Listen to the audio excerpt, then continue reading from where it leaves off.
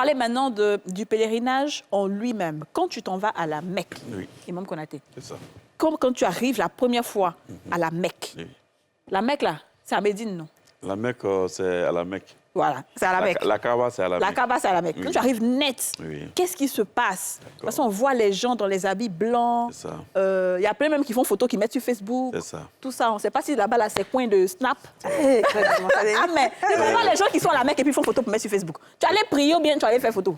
Ils sont allés dire qu'ils sont là-bas. Oui. Voilà. Ce qu'il faut comprendre, c'est que le pèlerinage se passe en plusieurs phases. OK.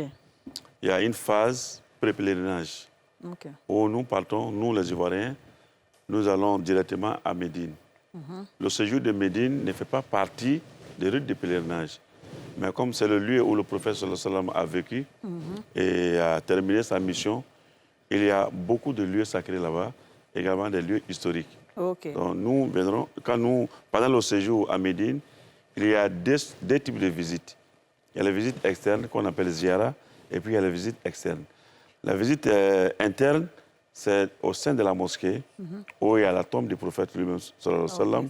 Et ensuite, il y a le cimetière mythique de Bakéa, où ses compagnons, les membres de sa famille ont été enterrés, qui n'est pas loin de la grande mosquée de Médine. Il y a également la toute première mosquée qui fut construite en islam, lorsque le prophète sallallahu alayhi wa sallam venait de la Mecque, lorsqu'il a pénétré la périmètre de Médine. En l'époque, c'était un village qu'on appelle la mosquée Kouba. La mosquée Kouba, le prophète l'a fait construire la petite mosquée là-bas. Donc c'est la toute première. Qui existe encore, la mosquée existe encore. Wow. Ils ont agrandi, ils ont aménagé certainement. Okay. Donc le fait de visiter cette mosquée, puis faire des rakats, fait partie des actes méritoires. Il y a également la mosquée des directions, Qiblatain. C'est-à-dire au début de la révélation, le prophète priait en direction de Jérusalem. Bien sûr. Et il a reçu la révélation pendant une prière de jour, comme quoi il devait maintenant désormais s'orienter vers la Kaaba. Donc cette mosquée existe. Donc nous partons là-bas pour visiter. Il y a également les martyrs de Uhud. Je pense, la 3e année de l'immigration du voyage du prophète, de son déménagement à Médine, il y a eu une confrontation où il y a des ennemis qui sont venus l'attaquer pour l'anéantir. Et ils ont fait un combat dans le périphérique de Médine, où il y a 70 personnes de ses compagnons qui sont restés là, dont son oncle Hamza. Et le premier ambassadeur de l'islam, Moussa Aboun Oumeri, qui était venu, qui avait précédé le prophète même à Médine. Donc les tombes là sont là. Leurs tombes sont là. Ça, c'est les tombes pour visiter aussi. Ça, c'est le séjour de Médine. Ça, c'est le pré-pèlerinage. Le pré-pèlerinage. Maintenant, tous ceux qui sont rentrés par Médine, avant de sortir maintenant pour aller à la Mecque, ils prennent la décision, disons, l'intention d'aller faire maintenant la Umrah. Parce que nous rentrons dans une période où le pèlerinage n'est pas encore ouvert. Alors, donc, en ce moment-là, nous nous sacralisons. C'est là, on prend les habits blancs. Tout, et puis on prend l'intention. Parce qu'il ne faut pas avoir d'habits normaux. Voilà, on prend les habits blancs pour que tout le monde soit, en tout cas, pareil. Et on ne fait pas la différence entre, en tout cas, qui est président, qui est quoi. C'est ça. Donc en ce moment, on va à la Mecque. Lorsqu'on arrive, on commence maintenant par la Umrah. Donc tous les pèlerins vont faire d'abord la Umrah, qui consiste à faire le tour autour de la Kaaba, la marche entre Safa et Marwa. Et comme ça, le pèlerinage est fini. Il se rase un peu, il se coupe un peu les cheveux, et il s'abreuve de l'eau des Zamzam. Et puis maintenant, il se désacralise. Il redevient encore maintenant comme civil, avant d'attendre maintenant le circuit culturel, qui est le début effectif, n'est-ce pas, du pèlerinage. Excuse-moi, homme de Dieu, pour compléter, je vais laisser le pasteur, comme c'est une autorité. C'est la même chose chez les chrétiens. Vous pouvez expliquer la tombe de Jésus, où Marie de Magdala lavait ses chaussures? Non, on va prendre par le début. Quand on va à Israël, quand on descend de l'avion, qu'est-ce qu'on fait? Le même circuit. Nous bénissons le Seigneur. Quand on va en Israël, et lorsque vous arrivez en Israël, ça dépend. Ça dépend de votre guide et l'organisation que vous avez mis en place. Parce qu'il y a plusieurs pèlerins qui viennent, plusieurs Et par exemple, en Côte d'Ivoire, ici, nous avons des personnes qui organisent le pèlerinage en Israël.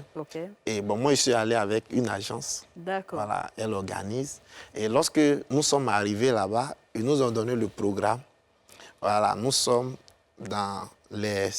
allons dans les sites.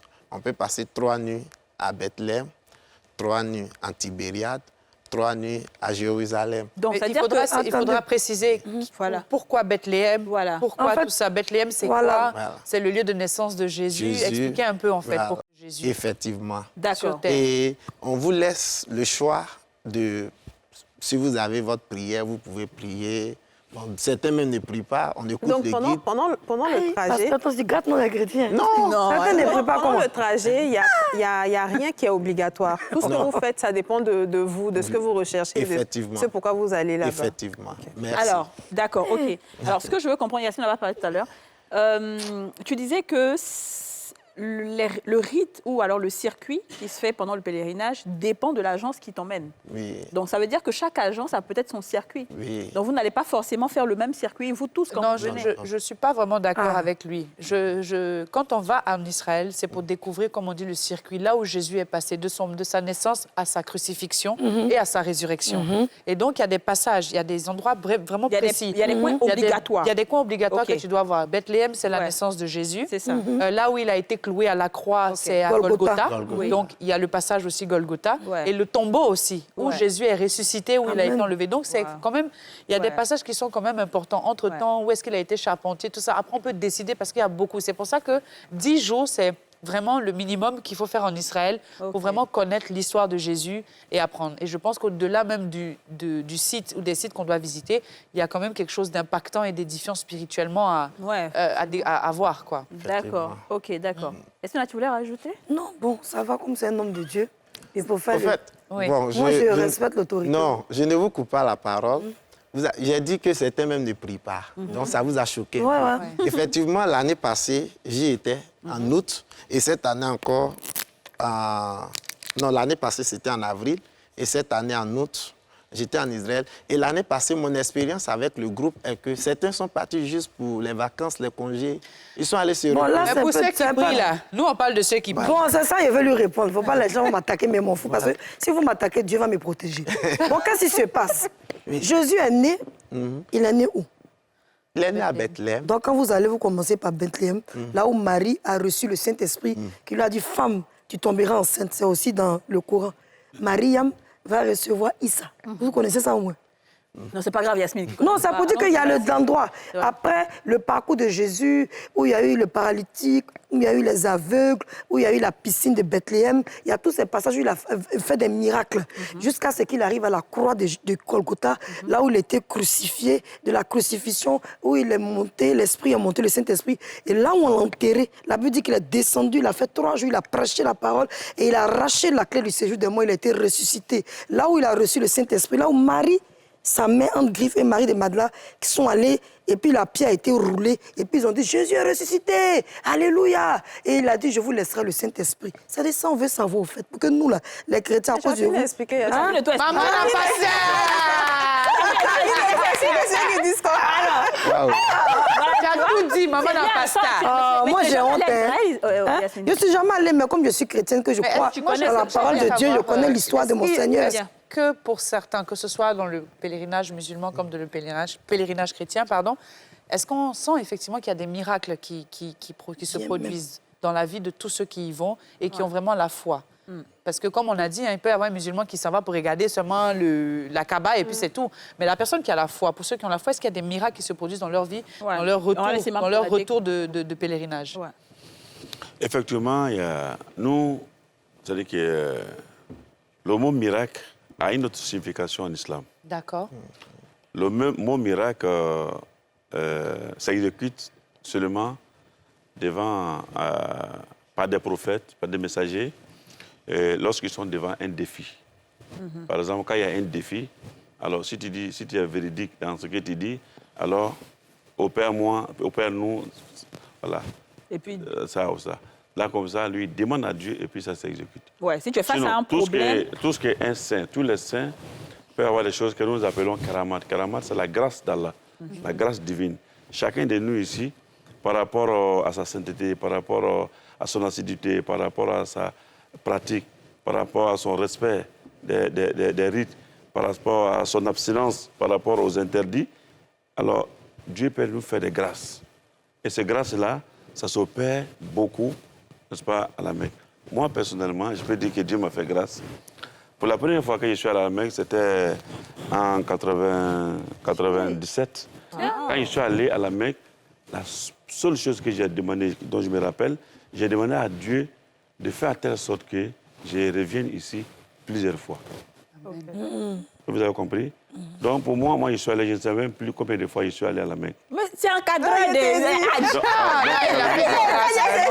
donc, ça veut dire que Dieu m'a... Il a exaucé. Il a exaucé. Totalement. Et on a vu, il y a beaucoup de cas aussi, même des cas de maladies, où les gens, après le pèlerinage, ils sont automatiquement guéris.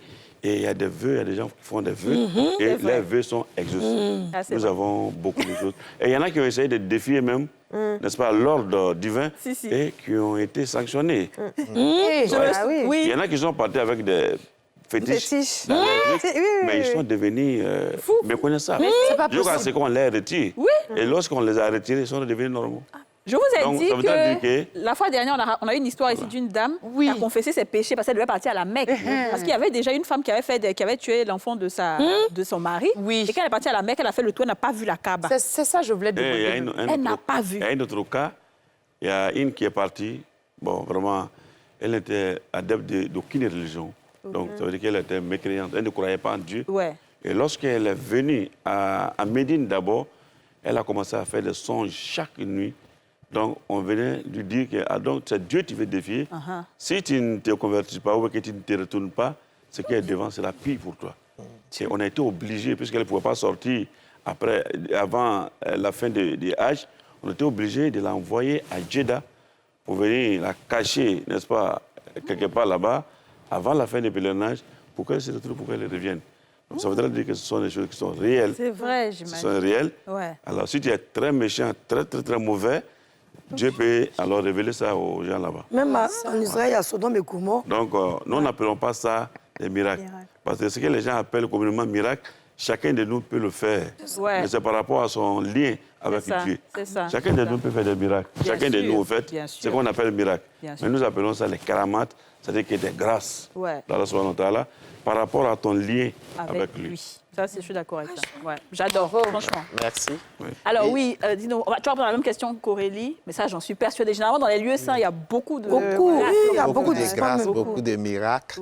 Et tout dépend de la condition de notre cœur. C'est ça. Tout dépend de la condition de notre cœur. Et la Bible dit qu'à tes résolutions répondra le succès. Vous voyez, quand tu vas dans un lieu, tu es allé pourquoi? Dans quel but? C'est en fonction de ça. Et Dieu voit la condition de ton cœur. Et en Israël, pour dire que quand on va, c'est vrai que la Bible n'a pas fait de ça pour dire une obligation, pour dire si tu es chrétien, il faut partir. Mais moi, je veux sincèrement encourager, si Dieu te donne la grâce d'aller en Israël, il faut partir. Il faut partir. Et je me rappelle bien l'année passée, quand j'étais en Israël, j'ai adressé des sujets de prière à Dieu. Et quand je suis venu, vraiment, j'ai vu... Non, tu as prêt, voilà. J'ai vu les résultats. J'ai vu les résultats. Amen. Par exemple, j'ai demandé au Seigneur que, Seigneur, si tu me donnes la grâce, chaque année, je vais venir. Ben voilà. Et cette année, je suis parti. Il me dit, mais quand j'étais en Israël, et il y a une famille qui m'a appelé depuis Abidjan, ils disent, tu es où? Il dit, je suis en Israël. Il dit, bon, l'année prochaine, on te fait partir encore en Israël. Donc, ce qui veut dire ici, déjà positionné encore pour l'année prochaine. Moi, en tout cas, je sais qu'il y a un monsieur qui a dit que quand il a rencontré sa femme, il était tellement heureux. Il est parti avec elle à la Mecque. Il allait prier à Dieu. Il dit, Seigneur, cette femme, la façon dont je l'aime, faire en sorte qu'elle soit mon unique épouse. Je ne veux plus quelqu'un d'autre, je t'en supplie. 2 ans après, il voulait prendre une deuxième femme. Il est repassé à la Mecque pour dire, Seigneur, pardon.